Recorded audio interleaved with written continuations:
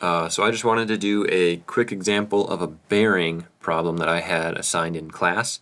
I just want to go over how to create this model from this drawing.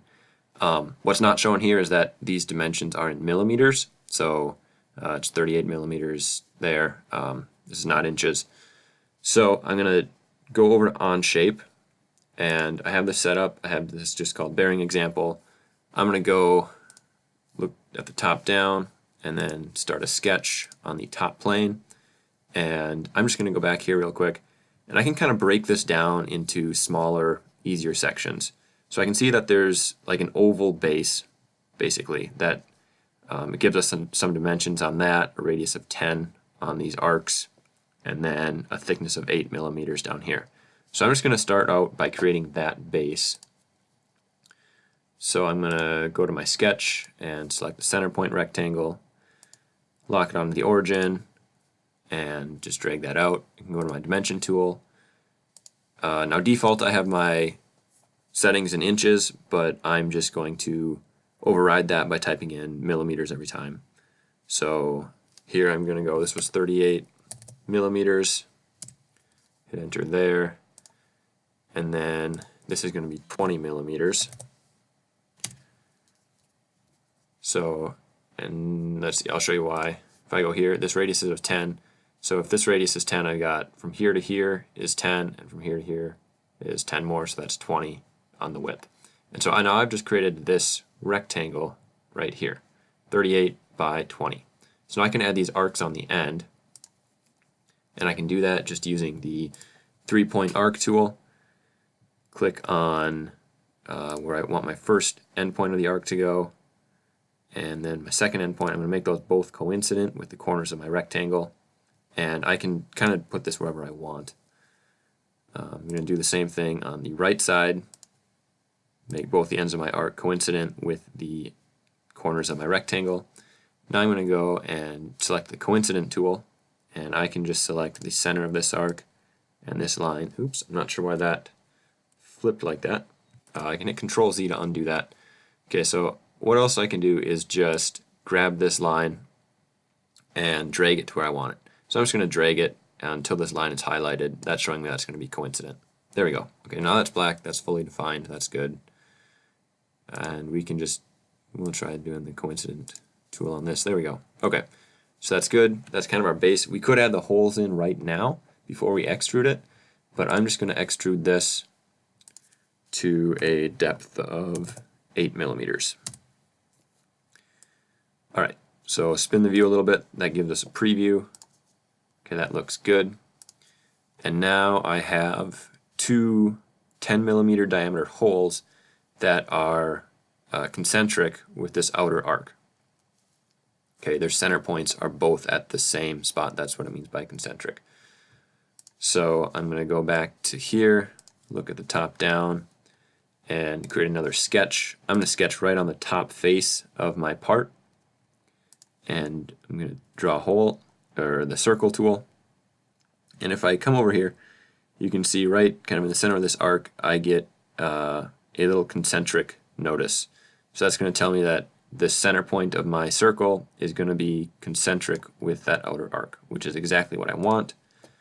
So I'm going to drag that out, and I believe it was a 10 millimeter diameter. So I'm going to click that, and I could do the same thing on the other side. Sure, we'll just do that. Or you could mirror this once you have it. I'll just draw another circle. Also lock it concentric, draw this out. And now instead of using a dimension tool, what I can do is just go up here and use the equals. So I'm going to select the equal and put both of these as equal. So that's another constraint tool that comes in very handy when you're doing multiple objects of the same size. So that just set this circle equal to the diameter of this circle. Alright, so now I can extrude cut that. So I go up to the extrude tool, and I don't want to add it, I want to remove. And I also want my end type. I'm just going to say through all, even though 1 inch would have gotten me through. I like doing the through all, so I'm for sure. Alright, So now if I look at this part and go back to my drawing, you can see that looks pretty good. So I've got like this base done. Now I just need to add here where the rod would go. So there's a few different ways you can do this. I'm just going to break this down again into as simple as I can. So right in here, actually, if we look, there's going to be like a smaller rectangle. So from the bottom of our part, it would be 11 millimeters up, and this is a radius of 10, so it's going to be 20 millimeters wide right there. So I'm going to go back to our part. I'm going to spin it. I'm going to look at the front face, and I'm going to sketch on the front face of our part, and I'm going to go and just select a corner rectangle, make my first corner coincident with my part. I can just drag this out however far I want, really. And I'll use my dimension tool. This I said was going to be 20 millimeters. And then the height, if I go from the bottom of my part, so I clicked on the bottom, and then on the top of my new rectangle, that was 11 millimeters. Okay, now I just need to center this. I can do that. I'm just going to add in a construction line. So I go from the origin straight up onto, you could have done either one of these points. Now I'm just going to take this and make it a midpoint. Alright, so now we have, we use the midpoint tool or the midpoint constraint, and made this line go, the midpoint of this line go to this point on the construction line. Okay, so now I have that part of my sketch. I'm going to keep sketching. I'm going to draw a 3-point arc again, and I'm going to do the same thing as we saw before, kind of thing. I can just draw this out, right, hit escape to get rid of my 3-point arc drawing tool, and I'm just going to drag the center point down until I lock on to that center point. Alright, so now we have our basic shape right there. And if this is 20, we know that a 3-point arc, that's 180 degrees, is also going to have a radius of 10. So that's good. I'm just going to extrude that. So I'll go to extrude, and okay, it automatically selects the regions I want to extrude. Perfect. I want it to go the other way, so I'm going to flip the direction. And now 1 inch is going too far for us.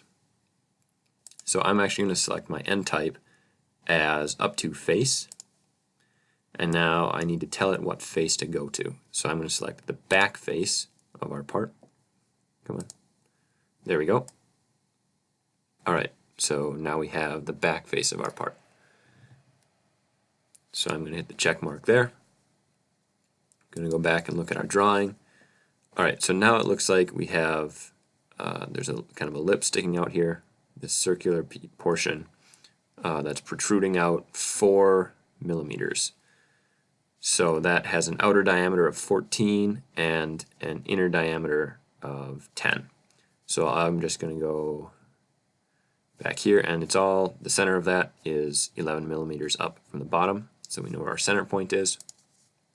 We'll go back here, sketch on this front face again, select a circle, and again we see this coincident marker, which is perfect. That's exactly what I want. Actually, I'm not going to do that though, just so I can kind of show you guys how to use the constraints a little bit better. So I purposely drew my circle off center, and now what I can do, I'm going to hit escape to get rid of that tool. I'm going to go over to my vertical constraint, and I'm going to select the center of the circle and the origin. So now these are going to be vertical, and now I can use a horizontal constraint, and I know that this, the top of this little rectangle I drew was 11 millimeters higher, so I could do that. Click on both of those. Alright, now our circle is right where we need it, and I'm going to give it an outer dimension of 14 millimeters. Hit enter. Now I'm going to extrude that, and I want it to be add. I don't want to have it as new. This would create a new part down here, so now we'd have 2 parts. I don't want that. I want to add it and have it merge with the part we have already created. So the depth was 4 millimeters, and it's going the correct direction. So I hit enter there. Okay, and now all I have to do is just add a hole through the center of this. So I'm going to go sketch on that round part we just created, and select another circle, use that coincident, create our circle, believe the diameter was 10 millimeters, hit enter there, and I'm going to go to extrude, and now I want to remove, and instead of blind I'm going to just go to through all, and there we go. I select that and we should have our part. There we go, 10 millimeter diameter through hole. I know it's a through hole because of these dashed lines here. That's showing hidden line. This dashed line, that's the alternating long and short, that is showing a center line. So here we have the center line designating the location of these circles. This is showing that it's just a center line right here, that this is in the middle of the part, also denoted by the 19. And then these short dashed lines are the hidden lines for the holes, which we can see down here as well. Okay, that was it. Hopefully that helps. Thanks.